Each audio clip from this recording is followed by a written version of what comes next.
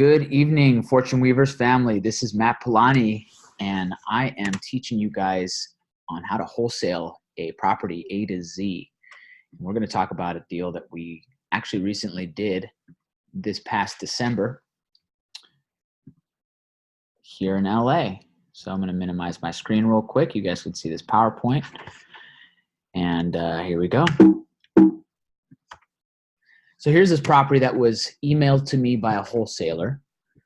And obviously it's located in LA. The first thing I noticed in his email is that it's a craftsman home. And it's actually not in too bad of a shape. Roof looks pretty straight. You've got the quintessential characteristics of a craftsman home with the stone porch. And it looks like it's a 2-bedroom, 1-bath, 1,189 square feet. Property was actually flipped by an investor 7 years before we got this. So that's really interesting and might benefit us.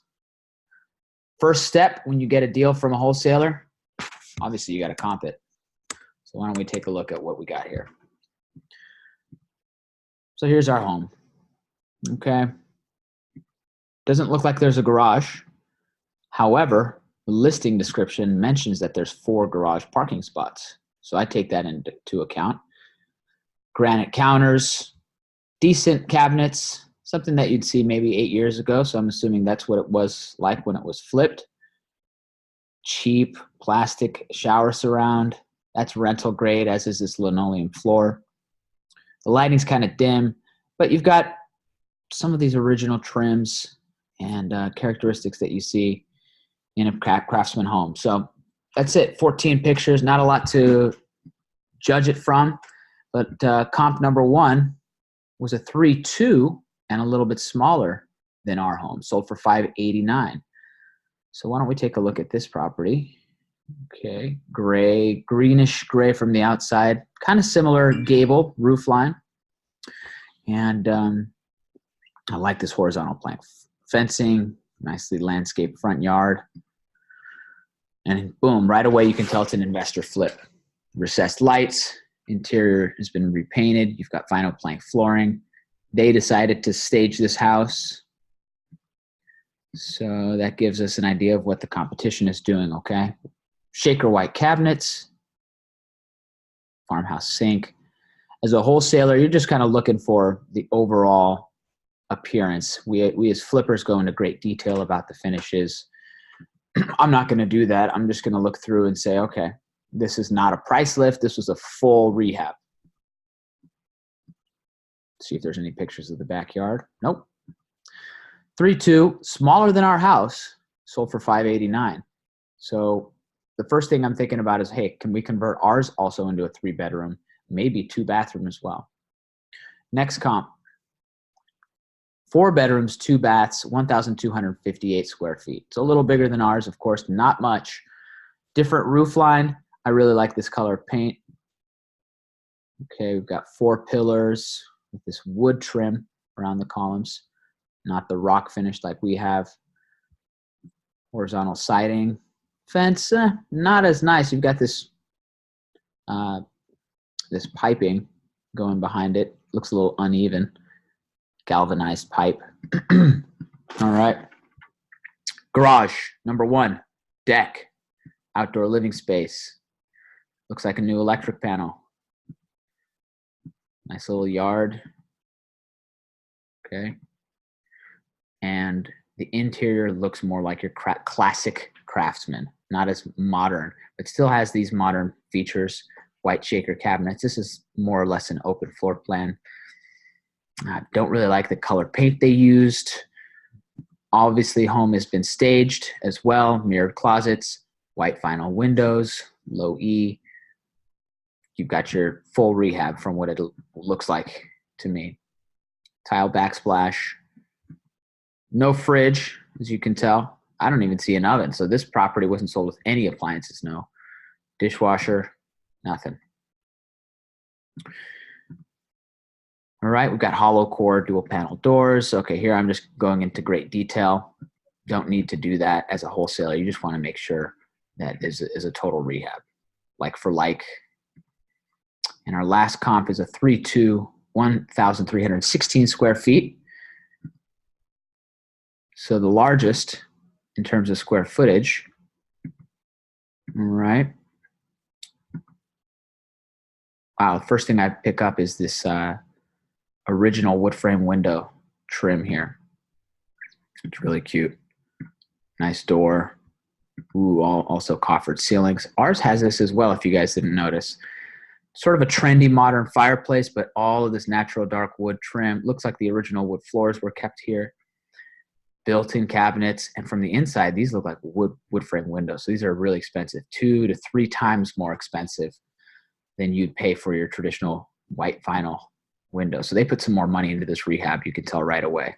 I like this trendy tile work, kind of blending the modern with the old.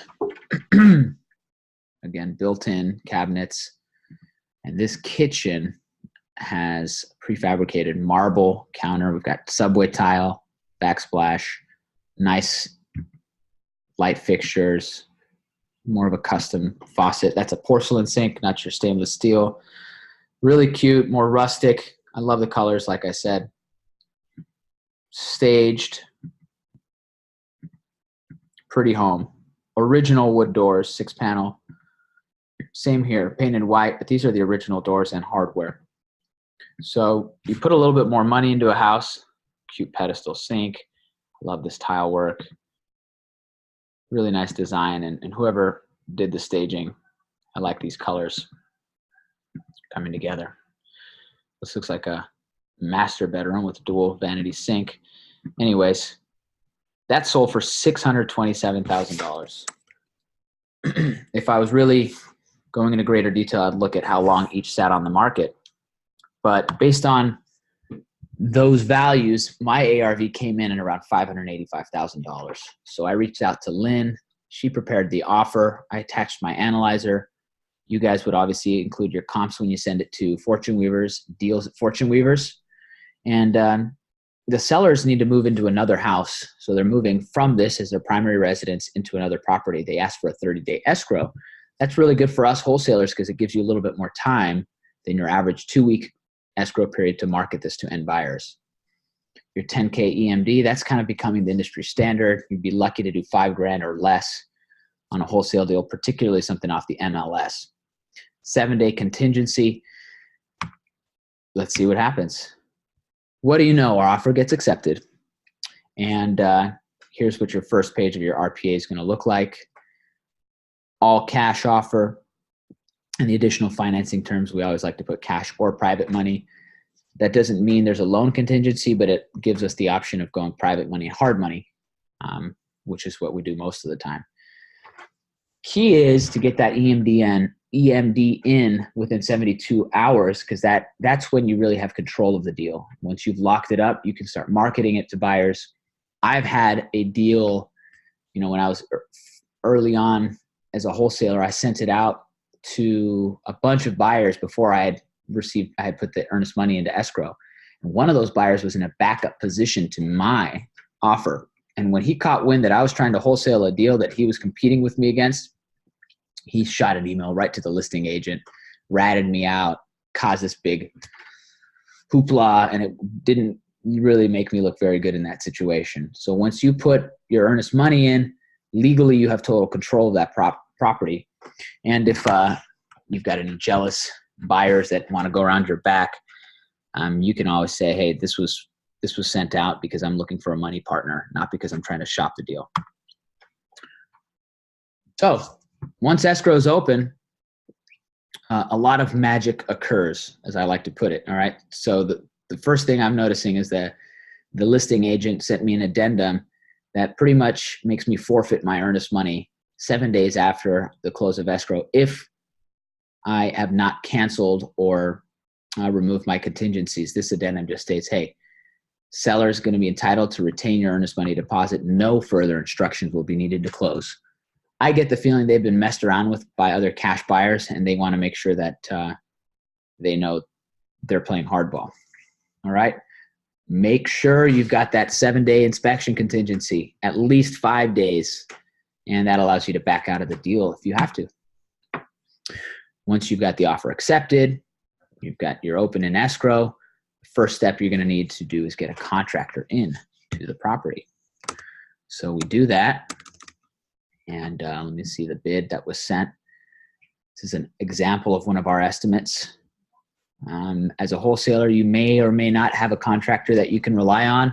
With Fortune Weavers, you have several contractors and home inspectors, but we'll get into that a little bit later.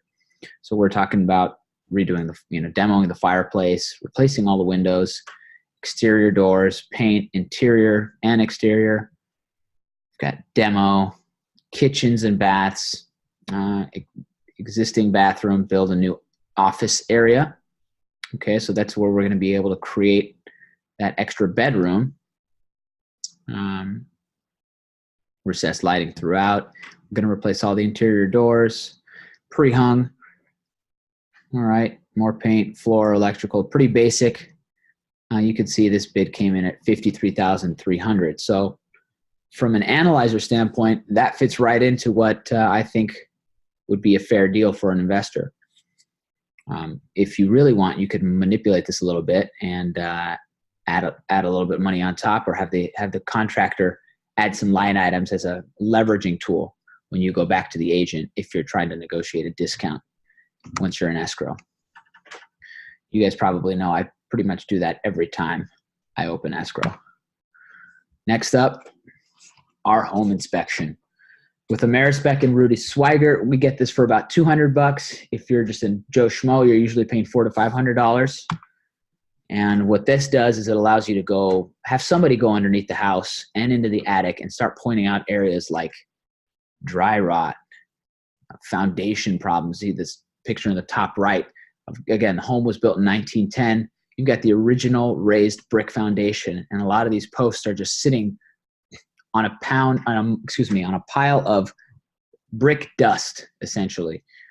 Right? So the house isn't really shifting very much, but you can see it's pretty, one earthquake away or any little oops away from that occurring. We've got corrosion here in one of the sewer lines. Let's take a look at the full home inspection report. Here we go. Some other areas I wanted to point out were this electric work in the attic, really Uncle Louie style. This needs to be covered, secured, all these wires going different directions. Not necessarily safe.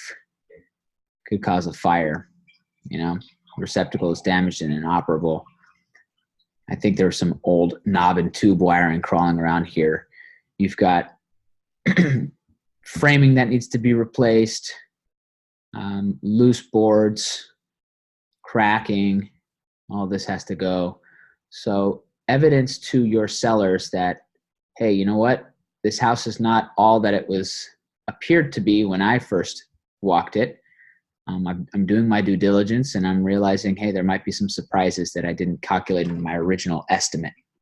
And so in order for us to move forward, obviously I'm going to need a little bit of a price reduction. So I call the agent, and I think I'm at the 7th day into this property, and she's like, "What are you guys going to do? Hey, I haven't received information from your lender. I haven't got the escrow instructions back." And I go ahead and email her my bid, and I email her the home inspection, and I say, "Anna, you know what? I really do like the deal. We want to move forward, but I need at least $10,000 off for us to proceed." She talks to her sellers. Didn't take much effort. Instead of reducing the price, they're giving us a $10,000 credit in escrow. So that's what your document's going to look like. And because I had already received a full escrow package, they didn't want to go back and redo it. And this was an easier way to achieve the same result instead of reducing the price. Finally, now we replug in the numbers. Our purchase price is effectively $390,000. This is your Property Analyzer Pro, your go-to. This is what you need to have, whether you're wholesaling or flipping a property. And the key, when you plug in all these relevant numbers, okay, our rehab is, I put in a little extra above what we had received from our contractor as a contingency. Here's my finder's fee. All of these numbers plug in so that I get at least a 10% cash-on-cash return, or ROI, in a 6-month period when using hard money and gap money. Okay. So the end buyer after closing costs is going to be all into this for about $413,000. And after all of his holding costs, he's still going to make about $55,000 if all goes well. That's if it sells for $585,000. So to me, it looks like a deal. Next step, start to market it. The first buyer I worked with on this one is actually my brother. He works for a really large acquisition firm up in Ventura County. And just really simple. A lot of you guys are going to mass blast these emails to hundreds of buyers. Just see who the first one is to jump on it. I kind of like to create the relationship with a handful of guys and go to one or two and say, hey, look, you're one of the first people I've sent this to. If you can perform, it's yours. If you can't, let me know quickly so I can send it out to some other guys. And I just keep the message pretty simple. There's a little bit of casual discourse in there. Obviously, this is my brother, but he's a legitimate buyer. You know, like I said, the house was rehabbed by an investor back in 2012. So you have a new roof, new plumbing systems, new electrical systems. House has pretty good bones. So other than converting a home from a 2-1 to a 3-2, it's generally a cosmetic flip. So here we are just negotiating the price. I'm kind of hemming and hawing at what I think I would take or what our company would take. And finally, I tell him, hey, look, let's do 407. We can move forward. He commits to it. His company is sending us a counter offer, and they want to schedule the inspection. So meanwhile, I send it to one other buyer because he's a student of Fortune Weavers. He's willing to fund this property with some of his own cash. He was actually doing a 1031 exchange. So he's pulling money from another property that he sold, and he's actually going to make a little bit better profit because he's not using gap money. He's not paying interest on the down payment, on your first draw for construction, and so on and so forth. So here's the communication between Alan and myself, and just so happens that we do decide to go forward with Alan. The nice part about this deal is, for your guys' edification, you can use this method. We talk about this in another class for your short sales and REOs. Most wholesale deals are assignment contracts. This is a situation where we add the buyer's name to the contract, and I stay on title, or I close escrow with him as a minority owner. The addendum looks like this. Godfrey Houston is a 99% owner. Junkers to Jewels, that's my LLC, becomes a 1% owner. So we're tenants in common, and we're going to close escrows that way. Obviously, we needed a little bit of a time extension. This happens. It's normal. The sellers agreed to it and buys us a little bit more time to get all of our ducks in a row. And we're using hard money, so getting appraisers and different things like that out to the property as well. Here's your finder's fee agreement. Okay. Yeah. It's always nice to be full disclosure and have the buyer be aware of what our fee is. So $17,000. The guy who sent me the deal gets a portion of that, and Fortune Weavers will keep the rest. But that's what your finder's fee is going to look like. It's pretty straightforward. You've got the property address. You know, it says that you are simply marketing this home. You don't want to confuse yourself with being a broker or an agent in the transaction. You're just a marketing guy, and you gave the buyer the information he needed to want to buy this property. And we're getting real close to the end of it. So the 3 things that I wanted to make sure were on our closing statement. Let me get this out of here. Whoops, went too far. I'll show you that a little bit later. The 3 things that you want to point out are your seller credit for $10,000. So that brings the price from $400 down to $390. At the bottom of the page, you can see my earnest money deposit that I had put in is refunded. So the return of EMD to Junkers to Jewels. So I get that back, and we get a $17,000 finder's fee. So the date here looks like it's January the 14th. As you guys remember, I got the email on November 29th. So a little bit longer of an escrow period. It took me 6 weeks to make $17,000. But hey, you do 1 or 2 of those a month, you're sitting real pretty. So get used to looking at this closing statement and being very familiar with the different fees, and not only to protect yourself, but to sound smart when you talk to your end buyer. Finally, make it rain, guys. Go to escrow, collect your check, move on to the next deal. Everybody wins in this situation. And so that's it in a nutshell, guys. That was a case study. Call me, shoot me an email if you have any questions. I'm always happy to share more stories about how we have wholesale properties and how we're involved in several more at this very moment. So look forward to speaking to you guys on the flip side.